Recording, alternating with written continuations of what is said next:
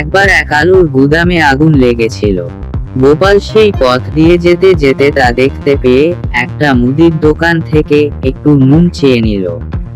তারপর সেই গুদামের পোড়া আলু নুন সহযোগে দিব্যি খেতে লাগলো। কিছু দূরে গুদামের মালিক মাথায় হাত দিয়ে বসেছিল। গোপাল নুন দিয়ে আরামে পোড়া আলু খেতে খেতে তার কাছে দিয়ে জিজ্ঞেস করলে, মশাই আপনি কে? এরূপ দুঃখিত ভাবে মাথায় হাত দিয়ে বসেছেন কেন? লোকটি বলল, আমি এই গুদামের মালিক। আমার 4টে আলুর গুদামের মধ্যে একটা পুড়ে সব শেষ হয়ে গেল। গ্রহের ফেরে খুব লোকসানের মধ্যে পড়ে গেলাম।